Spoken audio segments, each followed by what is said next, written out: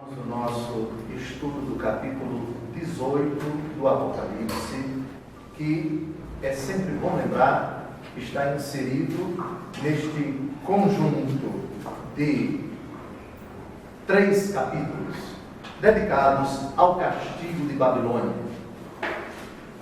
Babilônia é um eufemismo para significar o Império Romano, que, arrogante e a serviço do dragão, no capítulo 13, capitaneado pela segunda fera, ele que é a primeira fera, ambos estão a serviço do dragão, a tríade satânica dos capítulos 12 e 13. Agora, essa Babilônia experimenta o castigo de Deus, a ira de Deus, a punição de Deus. No encontro passado, refletimos apenas 5 versículos do capítulo 18. Hoje começamos com o versículo 6. Mas vamos de novo uma visão de conjunto de todo o capítulo 18 do livro do Apocalipse. Ele começa com uma proclamação angélica que na verdade já havia aparecido em outros lugares do Apocalipse. Caiu Babilônia a grande, e depois um apelo de outro anjo: sai dela, ó meu povo, para que vós não vos contamineis. Muito bem, 3 lamentações estão presentes neste capítulo 18. Vamos dar de novo uma olhada nos versículos de 9 a 10, nos versículos de 15 a 17, e ainda no versículo 17 até o versículo 19. Vão se lamentar os reis, vão se lamentar os comerciantes, vão se lamentar os marinheiros. Em contrapartida, o céu e a igreja se alegrarão pelo castigo infligido pelo Senhor Deus à Babilônia e pela libertação, pela salvação dos eleitos, daqueles que não se contaminaram com a fera. E finalmente, no finalzinho do capítulo, uma ação profética do anjo e a explicação que ele dá a essa mesma ação profética. Não vamos citar cada versículo daquilo que falamos dessa visão de conjunto, porque estamos estudando e vamos chegar lá, se Deus quiser. Muito bem, então retomamos o versículo 6, crave os olhos na sua Bíblia. Essa ordem esquisita que vocês estão lendo no versículo 6 pode parecer um contrassenso, pode parecer até, pode transparecer a ideia de um Deus que se vinga, de um Deus que pune, e de um Deus que manda que nós nos vinguemos, que nós paguemos o mal com o mal, que nós retribuamos na mesma moeda o mal que nos fizeram. Mas isso não é verdade, por uma razão simples. Vejam bem o que está no versículo 6, e essa ordem não é dirigida aos cristãos, ela é dirigida àqueles que estavam a serviço da fera, e que, reparem no finalzinho do capítulo 17, versículos de 16 a 17, a chave para nós compreendermos o porquê desse versículo 6 está no capítulo 17, versículos de 16 a 17. Nós falamos, já repetimos isso muitas vezes, que a mulher embriagada, assentada à margem das grandes águas, essas águas são o quê? Essas águas são os reis da terra. Versículo 18. A mulher que viste é a grande cidade, aquela que reina sobre os reis da terra. Ocorre que esses reis vão se voltar contra a mulher. O império vai se autodestruir. Aqueles que estavam a serviço da mulher, a serviço da fera, a serviço da grande prostituta, vão se voltar, todos os que se aliaram a ela, vão se voltar contra ela. E o que vai acontecer? Versículo 16, hão de despojá-la e desnudá-la, hão de comer-lhe as carnes e a queimarão ao fogo, porque Deus lhes incutiu o desejo de executarem os seus desígnios, de concordarem em ceder sua soberania à fera, até que se cumpram as palavras de Deus. Refletindo sobre isso, nós afirmamos em programas anteriores, em encontros anteriores, que o mal tem uma fragilidade. O mal tem uma debilidade interna, intrínseca. O mal se estrutura, o mal é organizado, fala-se até de crime organizado. Certo, organizado sim, mas desunido seguramente também. O mal é composto de pessoas más, de pessoas que têm pontos em comum, pontos maus, mas elas são más. E nisso reside a debilidade interna da estrutura maligna, da estrutura malvada. O Senhor permite, incutindo no sentido de permitindo, que o próprio império conheça nas suas vísceras, na sua estrutura interna, porque é constituído de pessoas más, que portanto não se entendem, que se digladiem entre si. É nesse sentido, do versículo 16 e do versículo 17, do capítulo anterior, que nós devemos entender o versículo 6, que aliás, no versículo 6 do capítulo 18, a ordem do Senhor não é para os cristãos se vingarem.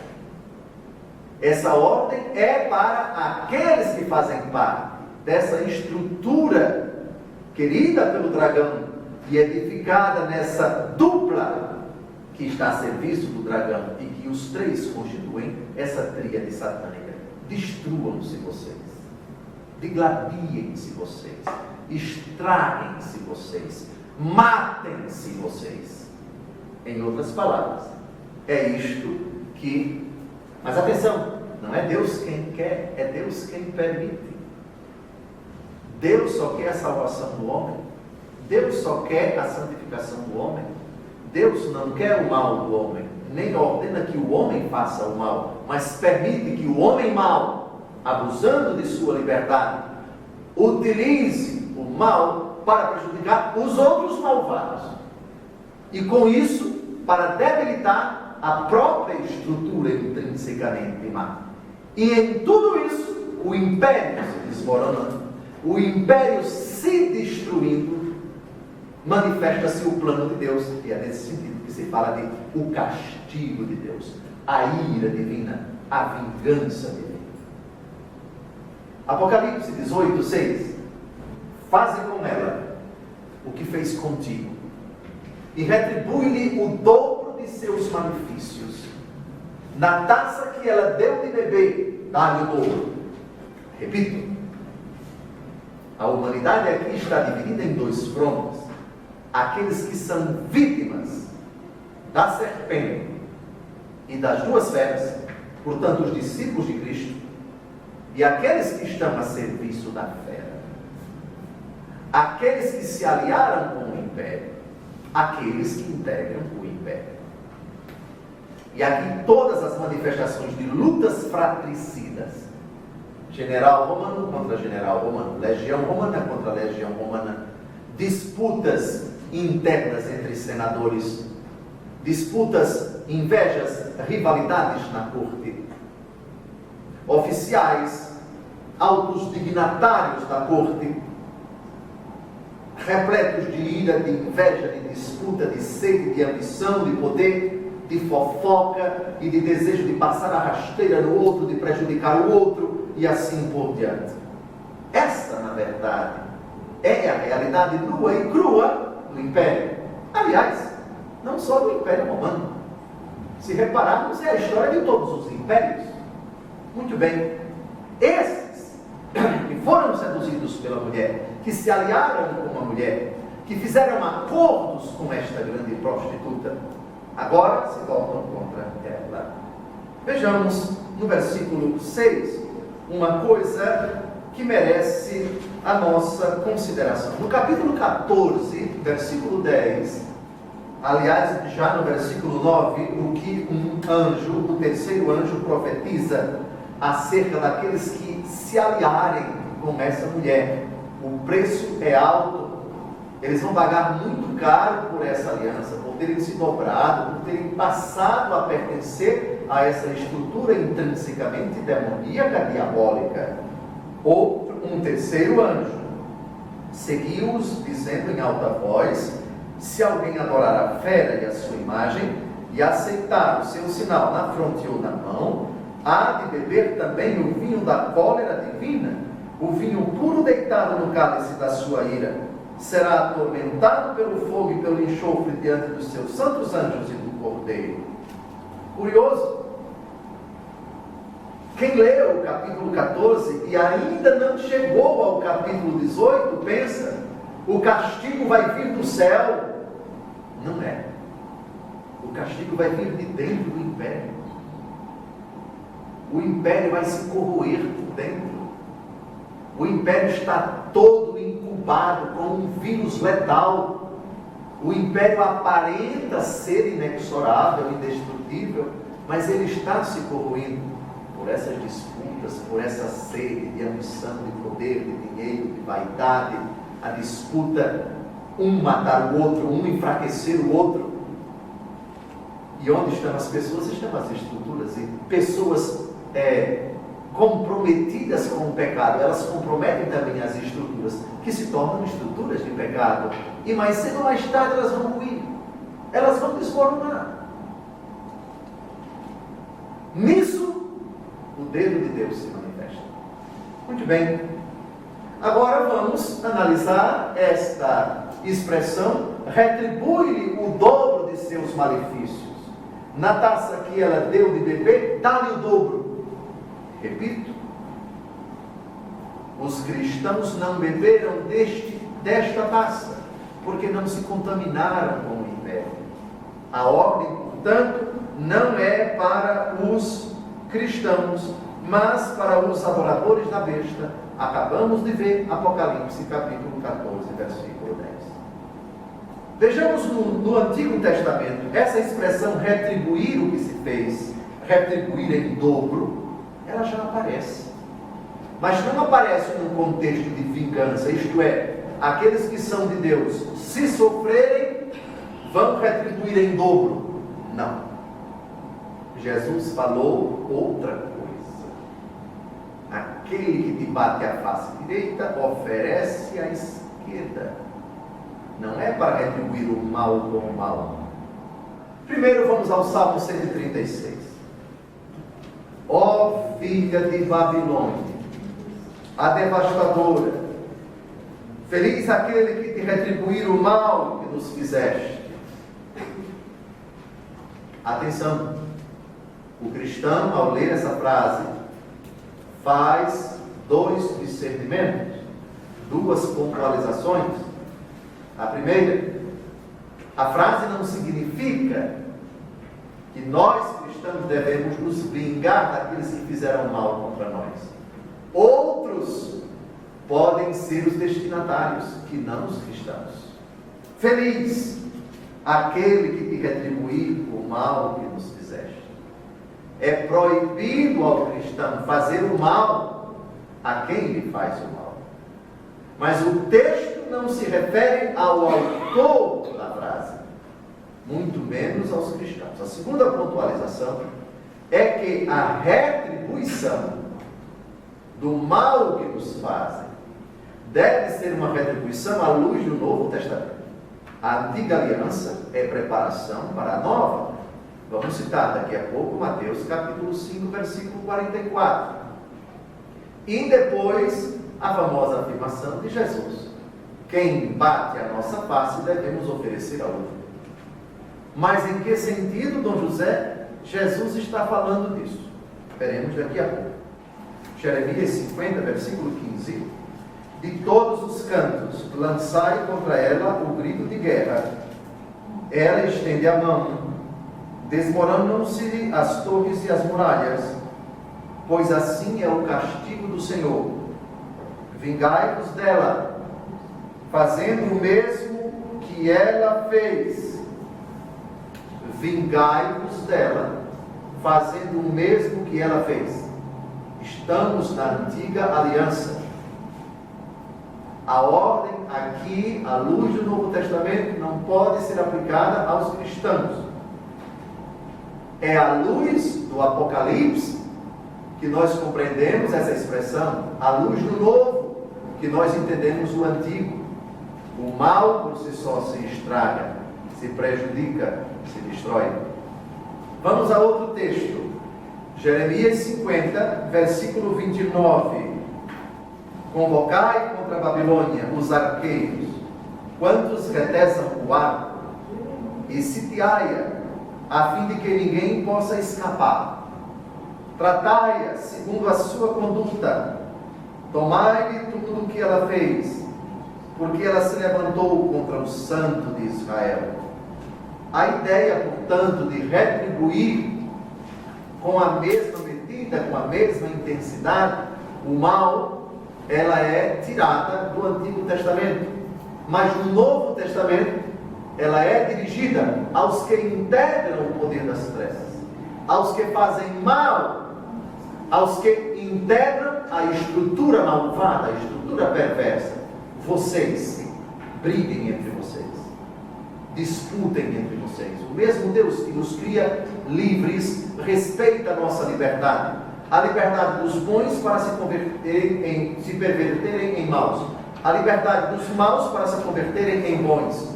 E a liberdade dos maus para prejudicarem os bons. E a liberdade dos maus para prejudicarem os maus. E é disso que nós estamos tratando no livro do Apocalipse. Outro texto. Agora, Isaías 40, versículo 2. Esses dois textos que nós vamos citar se referem à pena em dobro.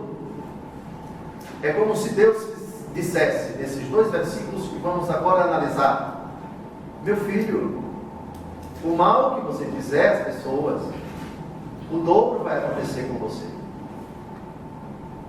Aqui eu faço um apelo a quem costuma repetir o ditado: eu desejo para você o dobro daquilo que você me deseja. A frase é ambígua e aceitável quando a pessoa deseja o bem para você. Mas a grande pergunta é se essa frase tem a intenção de dizer: o mal que você me deseja, eu desejo duas vezes o mal para você. O que não é cristão. O que não é cristão. Deus pode retribuir em dobro o mal que se faz a uma pessoa. E de fato acontece. É o que nós vamos ver agora. O pecado, é claro. Quem faz o mal para o próximo, Deus se encarrega de retribuir duas vezes mais. Ele. Mas não nos autoriza nem a desejar, nem a fazer duplamente o mal. Mas Ele é o Senhor. Ele tem o poder de retribuir duas vezes e de devolver com uma intensidade bem maior. O que acontece? Se não acontecer nessa vida, acontece na outra. Essa é a lógica de Deus. O mal que se faz não fica impune. Isaías capítulo 40, versículo 2: animai Jerusalém, dizei-lhe bem alto, que suas lidas estão terminadas, que recebeu da mão do Senhor pena dupla por todos os seus pecados. É curioso. O pecado de Israel foi a causa da sua ida para o exílio. Israel foi quem se destruiu por ter se afastado do Senhor, por ter desobedecido ao Senhor. Ocorre que o castigo, entre aspas, as consequências dessa desobediência, elas duraram 70 anos. Foram para o exílio purgar os seus pecados, purificar os seus pecados. 70 anos. Mas veja, não foi castigo no sentido humano da vingança da ira de Deus. A história do exílio, a história dessa tragédia tem como causa, tem como precursores os pecados de Israel. Próximo texto, Jeremias 16, 18. primeiramente, pagar-lhes-ei em dobro o salário de sua iniquidade e do seu pecado, por haverem profanado a minha terra com os restos imundos de seus ídolos, e enchido minha herança de abominações. Atenção, aqui é o próprio Deus quem promete pagar em dobro. Prova de que o castigo vem de Deus, no sentido de que Ele permite que aquele que faz o mal colha as consequências dos seus atos. Então, é correta a expressão: quem mexe com Deus vai pagar em dobro. Quem faz o mal ao próximo vai experimentar o dobro. Corretíssimo. Mas atenção, cuidado, estejam atentos para analisar a história do malvado. O traficante que infringiu a lei e que causou tantos males à sociedade e que foi preso e condenado e está hoje num presídio de segurança máxima, é um dos muitos exemplos que ilustram esse castigo de Deus. Está pagando o dobro. É claro que a senhora poderia citar muitos exemplos, o senhor poderia citar 1001 exemplos que não se encaixam nessa lógica, aparentemente, por favor. Se não nesta vida, mas na outra. Não temos condições de analisar, de contemplar, de mensurar, de afirmar categoricamente, seja pelo passado das pessoas que não conhecemos, pelo presente que pouco sabemos, e pelo futuro que ainda resta nesta vida, e também do que vai acontecer ao deixar esta vida, acerca de uma, de mais, de tantas pessoas ou de todas as pessoas. Mas posso lhes garantir, da justiça de Deus ninguém escapa. Absolutamente ninguém escapa. Dobro, dobro, dobro. A digressão que acabou entrando por causa da expressão oferecer a outra face, e esse é um assunto que já tratamos em muitos outros encontros. Vamos ao Evangelho segundo Mateus, capítulo 5. Leiamos em voz alta. Tendes ouvido o que foi dito: amarás o teu próximo e poderás odiar o teu inimigo. Eu, porém, vos digo: amai vossos inimigos, fazei bem aos que vos odeiam, orai pelos que vos maltratam e perseguem. Deste modo sereis os filhos de vosso Pai do céu, porque Ele faz nascer o sol, tanto sobre os maus como sobre os bons, e faz chover sobre os justos e sobre os injustos. Se amais somente os que vos amam, que recompensa tereis? Não fazem assim os próprios publicanos? Bem, aqui não estamos diante de um mandamento fácil, mas é a ordem de Jesus e não se discute. Agora, o escândalo vem no versículo 39, 38 e 39, Mateus 5, de 38 a 39. Eu peço a vocês, o Wellington, na sua bondade, na hora da edição, vai colocar o texto que acabei de citar, para que todos os internautas leiam em silêncio e se assustem e se choquem, para depois, chocados, assustados, venha a explicação.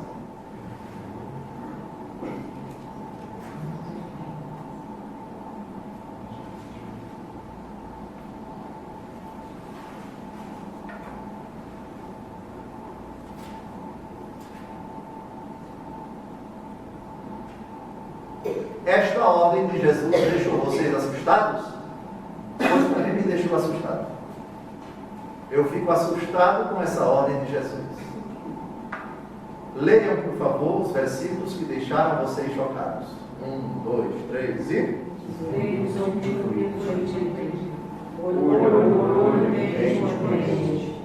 Eu, porém, vos digo: não resistais ao mal.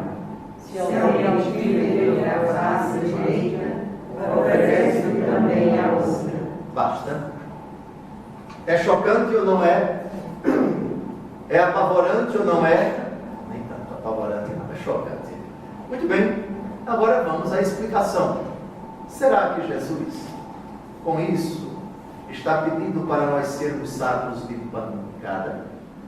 Será que Jesus está com isso pedindo que sejamos passivos diante das agressões injustas das pessoas? Nem uma coisa nem outra. Jesus aqui está pedindo para sermos atrevidos, ousados e reagirmos na hora, diante de uma agressão.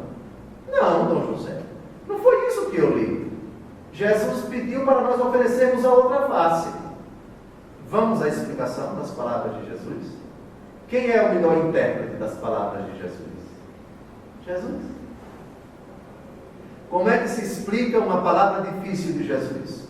Com outra palavra de Jesus, com outra atitude de Jesus. João, capítulo 18,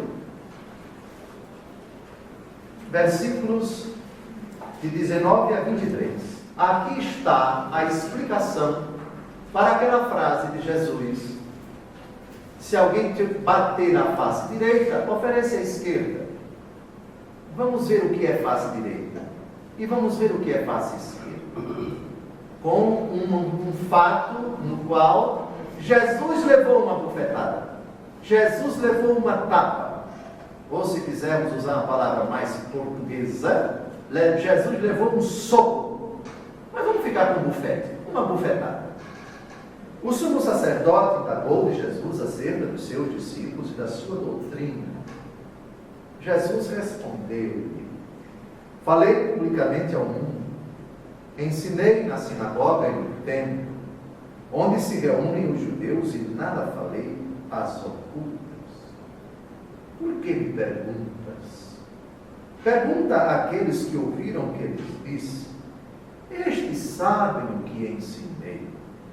A estas palavras, um dos guardas presentes deu uma bofetada em Jesus, dizendo: é assim que respondes ao sumo sacerdote?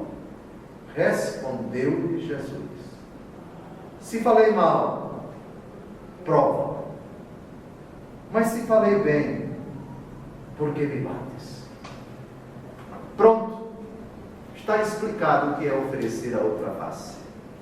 Ao agredir injustamente Jesus, o soldado revela a face da brutalidade, da truculência, da agressividade injustificada, da tirania, e arrume por aí outros adjetivos e substantivos para descrever essa atitude presunçosa, prepotente, violenta, etc, etc. E a outra face não é passividade, é uma reação pacífica e enérgica na verdade e na justiça, que não aceita a agressão injusta. Se eu falei mal, prove. Mostre-me a razão da sua agressão. Mas se eu não falei mal, se eu falei bem, por que é que você me bate? Portanto, oferecer a outra face não tem nada de passividade, não tem nada de ser saco de pancada. Não mexa com o cristão, porque o cristão recebeu de Jesus uma ordem, a de oferecer a outra face, a face do amor, que não é covarde, que não se cala diante da injustiça, que não é medroso, que defende a verdade, que é intrépido, defensor daquilo que é certo e daquilo que é justo. Isso é oferecer a outra face. Ficou claro? Aliás, eu já repeti isso aqui, não sei, umas 500 vezes nesses 4 anos em São Espírito, mas que isso fique bem claro. Sempre que uma frase da Bíblia chocar o Senhor, não tire conclusões desastradas, dizendo que Jesus está ensinando o que é absurdo, o que é fora da realidade. Não. Você, ao ler a Bíblia, desconhecendo os critérios de interpretação, leia com o máximo respeito. Isso daqui eu não entendo, parece-me uma coisa inadmissível, absurda, eu vou procurar a ajuda de quem conhece a Bíblia para me explicar. Se é católico, procure a resposta dentro da Igreja Católica. Como essa frase, que muitas pessoas tiram conclusões absurdas dessa frase, como se Jesus estivesse ensinando as pessoas a serem idiotas, a serem passivas, a serem covardes, a sofrerem agressão e ficarem caladas e ainda pedir, me bata, me insulte, me prejudique, etc. Não tem nada disso. Ofereça a outra face. Para o mentiroso, seja verdadeiro. Para o injusto, seja justo. Para o covarde, seja corajoso. Para o medroso, seja entregue. Essa é a outra face. A humanidade tem duas faces. O ser humano tem duas faces. Tem o monstro e tem a potência do sangue. Tem a capacidade de destruir, mas tem a capacidade também de edificar. Tem a inclinação para o pecado, mas tem a capacidade também de se converter. Tem a sede de Deus. Essa é a outra face. Isso é o antônimo daquilo que manifestou o soldado e manifestou também o sumo sacerdote. Isso significa oferecer a outra face. Bem, digressão à parte, vamos retomar agora o texto do Apocalipse, versículo 7. Na mesma proporção em que fez ostentação de luxo, dá-lhe em tormentos e prantos, pois ela disse no seu coração: estou no trono como rainha e não viúva, e nunca conhecerei o luto. Aqui atemos pelo contexto e pela subsequência, estamos no versículo 7, que é a continuação do versículo 6. Essa frase não é dirigida aos cristãos. Essa frase é dirigida aos ex-comparsas. É dirigida àqueles que se aliaram à mulher e que nunca gostaram dela. Se aliaram por mero oportunismo e agora se voltaram contra ela. E nessa desgraça, nessa ruína, nessa tragédia, nessa destruição intrínseca, Deus revela o seu plano. Permite que os que faziam parte do império destruam o próprio império. Versículo 7. A relação do orgulho dos homens com o castigo de Deus. Veja, eu sou rainha, eu não sou viúva, nunca desconhecerei o luto. Isso evoca uma ideia que já tratamos aqui quando descrevemos a estrutura monumental grandiosa do Império Romano arrogante. Para os integrantes do Império, para muitos cidadãos romanos, Roma é a única do mundo. É um império que nunca vai ser destruído, que nunca vai ser abalado, que nunca vai conhecer o fim dos seus dias. É de uma arrogância impressionante. Essa mulher pensava assim: estou no trono como rainha, não viúva. Viúva é a mulher que está em dupla situação desfavorável. Perdeu o marido. Lembre-se que naquele tempo a mulher não é que era escrava do marido, mas dependente em grande parte do marido. E o segundo ponto desfavorável: agora, enquanto não casa com outro, o marido vai depender da família, vai depender das outras pessoas. Pelo fato de ser mulher, de não ter marido, ela está numa situação extremamente desfavorável, porque não tem quem a proteja, quem a sustente, quem lhe dê amor, e é preciso contar com a bondade, com a caridade, com a generosidade das outras pessoas, com o favor das outras pessoas. Eu não sou viúva e nunca conhecerei o luto. Mentira. O império ruiu, caiu, Babilônia a grande. Vamos ao livro de Isaías, capítulo 3, ver a ideia na qual São João se inspirou para redigir esse versículo. No seu tempo, não era o Império Romano, mas era Jerusalém, arrogante, idólatra, infiel a Deus, que, tendo se afastado do seu Senhor, tendo virado as costas para o Deus que a elegeu, agora se arroga na pretensa ilusão de que vai perdurar eternamente na sua insanidade, na sua idolatria, no seu afastamento de Deus. E o Senhor disse: já que são pretensiosas as filhas de Sião e andam com o pescoço encroado, fazendo acenos com os olhos e caminham com passo afetado, fazendo retenir as argolas de seus tornozelos, o Senhor tornará a sua cabeça calva e desnudará a sua fronte. Naquele tempo o Senhor lhes tirará as joias, as argolas, os colares, as lúnulas, os brincos, os braceletes, os véus, os diademas, as cadeias, os cintos, os frascos de perfumes e os amuletos, anéis, pingentes da fronte, vestidos de festas, mantos, gasas e bolsas, espelhos, pulselinas, turbantes e mantilhas. E segue. A sua arrogância vai lhe trazer esta ruína.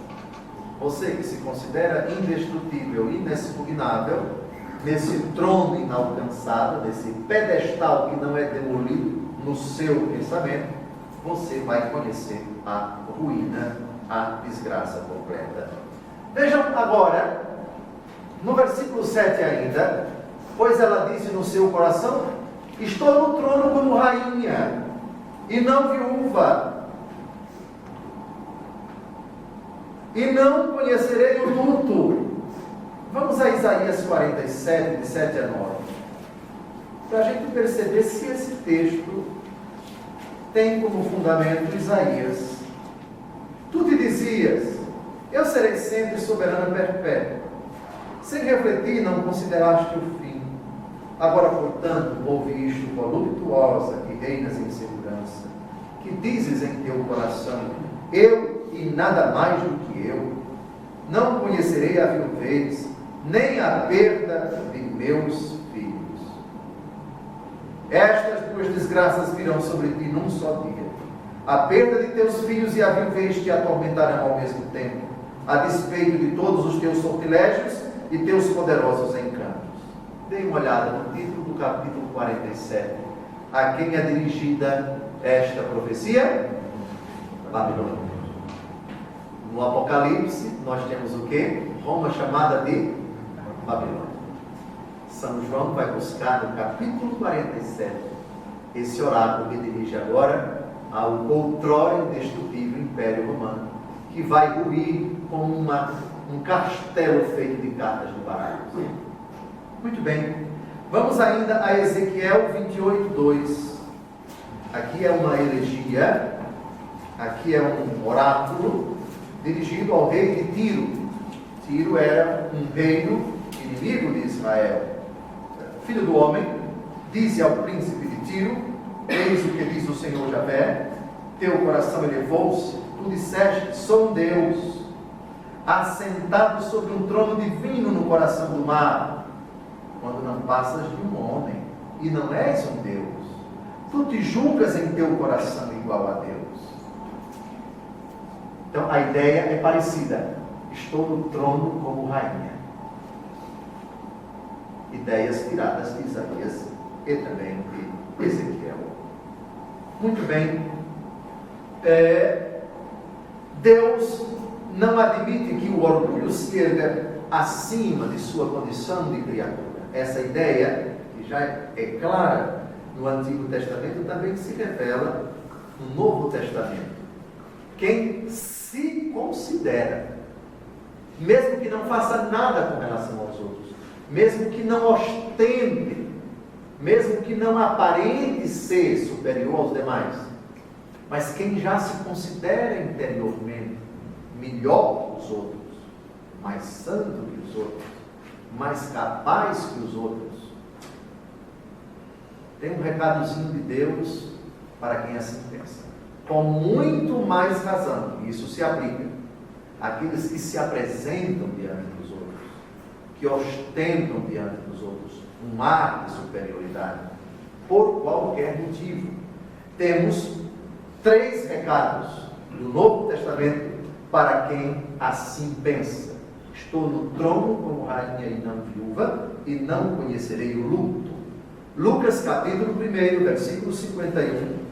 Não por acaso, essa frase é de Nossa Senhora. Nossa Senhora, no seu Magnificat, tem um recado nesse sentido. Manifestou o poder do seu braço, desconcertou os corações dos soberbos, derrubou do trono os poderosos e exaltou os humildes. Mas que ideia impressionante! Poderosos, soberbos, arrogantes, orgulhosos. No mesmo Evangelho segundo Lucas, capítulo 16, de 19 a 21, uma parábola surpreendente, a parábola de Lázaro e do rico Epulão, que ilustra bem a diversidade, a diferença radical das situações nesta vida e na outra vida. O texto é clássico, é o começo da parábola de Lázaro e do rico Epulão. Havia um homem rico que se vestia de púrpura e linho finíssimo e que todos os dias se banqueteava e se regalava. Havia também um mendigo por nome Lázaro, todo coberto de chagas, que estava deitado à porta do rico. Ele avidamente desejava matar a fome com as migalhas que caíam da mesa do rico. Até os cães iam lamber-lhe as chagas. Ora, aconteceu morrer o mendigo e ser levado pelos anjos ao seio de Abraão. Morreu também o rico e foi sepultado. E estando ele nos tormentos do inferno, levantou os olhos e viu, ao longe, Abraão e Lázaro no seu seio. A situação se inverteu. Agora é exatamente o contrário. Quem se regalava antes agora chora, e quem sofria antes agora se regozija. E, finalmente, Tiago, capítulo 4, versículo 8, última citação, para ilustrar essa ideia de que a arrogância, a prepotência de quem quer que seja, não escapa à visão de Deus, ao juízo de Deus, ao desígnio de Deus, ao plano de Deus, ao castigo de Deus. Aproximai-vos de Deus, e Ele se aproximará de vós. Lavai as mãos, pecadores, e purificai os vossos corações, ó homens de dupla atitude. Aqui, a ideia está subentendida, mas é sutil, é sutil. É preciso humilhar-se. Versículo 10, vejam, Tiago 4, 10. Humilhai-vos na presença do Senhor, e Ele vos exaltará. Nenhuma arrogância se sustenta diante do Senhor. Não se apresenta como tal, nem diante dos homens, muito menos diante de Deus. O apelo é humilhe-se, para que Deus exalte você. Lembram da frase de Jesus? Aquele que se humilha será exaltado, e aquele que se exalta será humilhado. Muito bem. Então, a ideia do versículo 7 é uma continuação do versículo 6. Então, carece de maiores explicações. Esta mulher, esta prostituta que se julgava rainha e não viúva, que nunca ia chorar, que nunca ia experimentar lamento, na verdade, coitada, ela pensava que era alguma coisa, na verdade não é nada. Versículo 8. Por isso, num só dia, virão sobre ela as pragas, morte, pranto, fome. Ela será consumida pelo fogo, porque forte é o Senhor Deus que a condenou. Forte é o Senhor Deus que a condenou. Um só dia. Atenção, estamos num livro cuja chave de interpretação é aquela palavrinha lá do capítulo 1, simbolismo. Não é um dia de 24 horas, como também no livro do Gênesis, Deus criou o mundo em 6 dias e descansou do céu. Não são dias de 24 horas, e muito menos Deus não descansa no sentido humano, como isso. É também um outro livro fascinante, que tem regras de interpretação bastante precisas. Um dia é uma medida de tempo, como as outras medidas de tempo, 1260 dias. como já vimos no Apocalipse, 3 anos e meio, é um número simbólico que tem origem no Antigo Testamento. Lembram o tempo infligido por Antíoco IV Epífanes para causar sofrimento e perseguição aos judeus do seu tempo, no século II? Pois bem, num só dia, essa ideia de um só dia é tirada de Isaías. Significa a rapidez do castigo. Um só dia, um dia passa rápido. Ou seja, o castigo de Deus vai vir rápido, quando você menos esperar. A ideia também aparece nos discursos escatológicos de Jesus. Vigiai e orai, porque o Filho do Homem vem como um ladrão. Vem como um raio que cisca do Oriente até o Ocidente. Assim será a vinda do Filho do Homem. Ou seja, ele vem rápido. É o que subjaz na ideia de num dia. Vamos a Isaías 47, 9. Ver de onde São João tirou essa ideia de um dia. Um dia, em um dia só, a desgraça do Senhor, o castigo do Senhor vai se abater. Estas duas desgraças virão sobre ti num só dia. A perda de teus filhos e a viuvez te atormentarão ao mesmo tempo, a despeito de todos os teus sortilégios e teus poderosos encantos. Não por acaso, dei uma olhada no título do capítulo 47, a quem se dirige esse oráculo? A Babilônia. São João foi buscar, nesse versículo, essa ideia para dizer: a desgraça que Deus vai abater sobre você, Babilônia, vai ser rapidíssima, num só dia.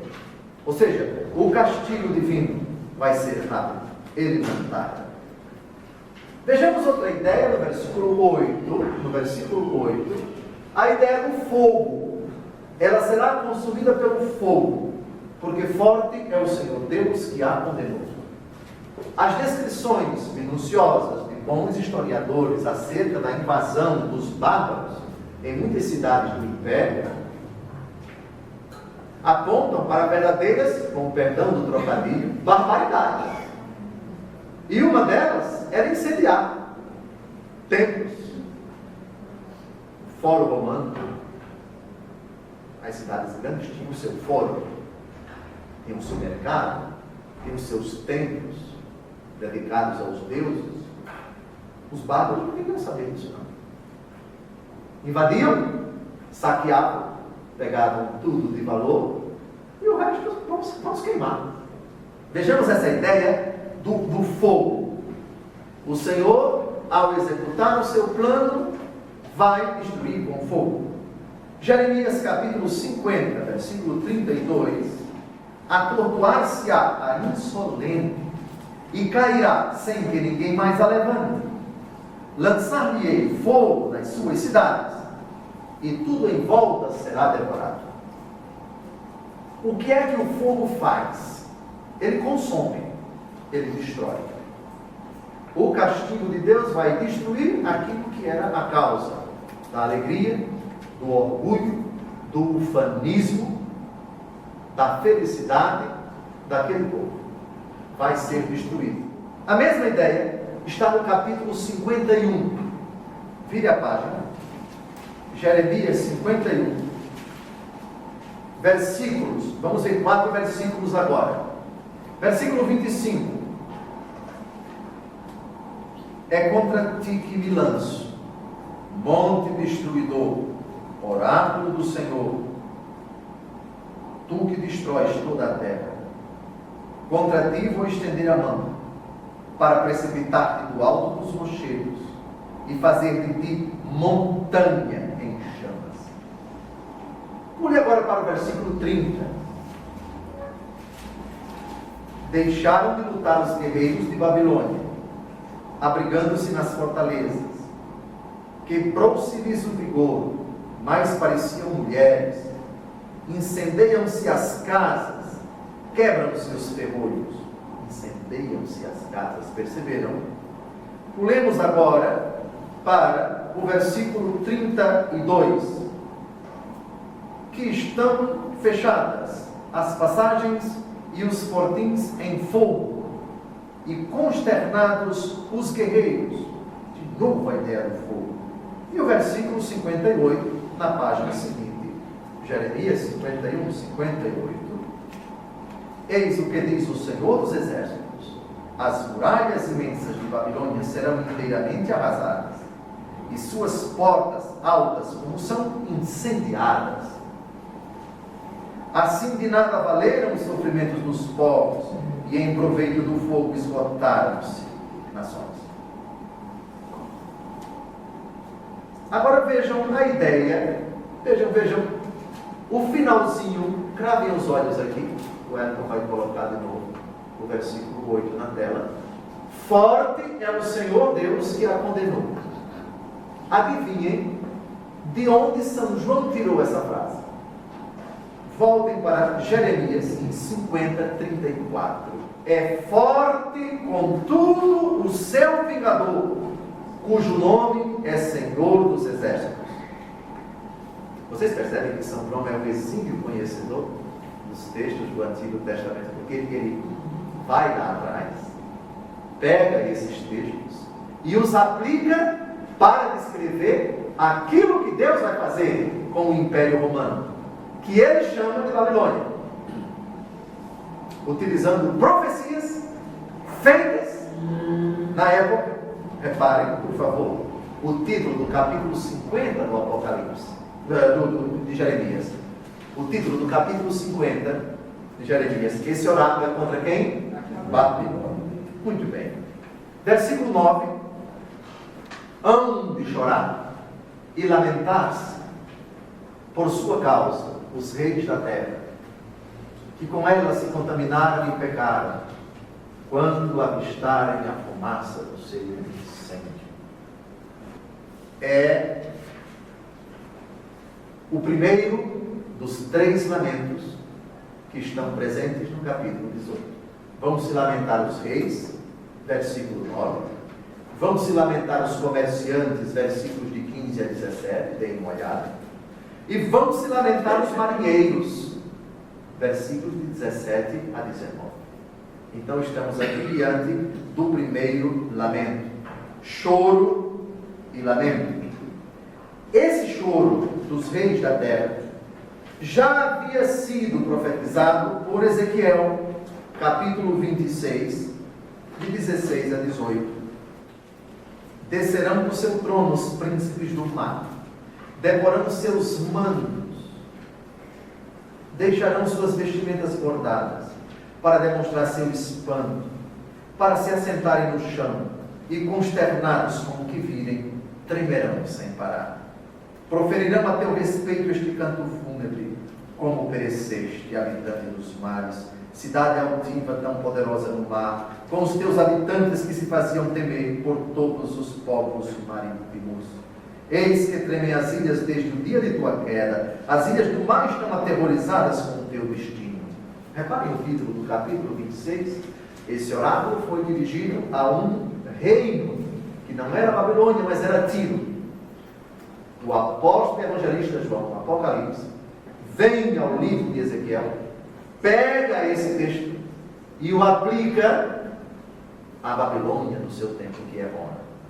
De novo, uma habilíssima disposição de um teólogo que conhece muito as profecias do Antigo Testamento, vai buscar nela a inspiração para a redação desse versículo. Hão de chorar e lamentar-se por sua causa os reis da terra, que com ela se contaminaram e pecaram, quando avistarem a fumaça do seu incêndio. E o curioso, o irônico, é que eles serão os principais causadores. Lembram do capítulo 17 do Apocalipse? Vão comer as carnes, os 10 chifres que viste, assim como a fera, odiarão a prostituta, hão de despojá-la e desnudá-la, hão de comer-lhe as carnes e a queimarão ao fogo. Eles causarão um incêndio, eles a odiarão e também se lamentarão. Olha o paradoxo. E o último versículo para hoje: parados ao longe de medo de seus tormentos, eles dirão: ai, ai da grande cidade Babilônia, cidade poderosa. Bastou um momento para a tua execução. Um momento. Ou seja, foi muito rápido. Tudo foi muito rápido. O plano de Deus se manifestou com uma rapidez inaudita. Esse é um elogio fúnebre. Esse é um lamento que, na verdade, é tirado de Ezequiel, capítulo 26, versículo 17. São João, não é que ele plagiou, mas ele citou quase literalmente a profecia de Ezequiel 26, 17. Vamos ler juntos? Proferirão a teu respeito este cântico fúnebre, como pereceste, habitante dos mares, cidade altiva, tão poderosa no mar, com os teus habitantes que se faziam temer por todos os povos marítimos. Reparem o versículo 10. Parados ao longe de medo de seus tormentos, eles dirão: ai, ai da grande cidade Babilônia, cidade poderosa, bastou um momento para a tua execução. Com esse versículo a gente termina a primeira parte do capítulo 18, ou quase a primeira parte, que é um capítulo longo, mais de 20 versículos. Retomaremos, se Deus quiser, no ano de 2015. Feliz ano novo, na graça do Senhor, todos os internautas.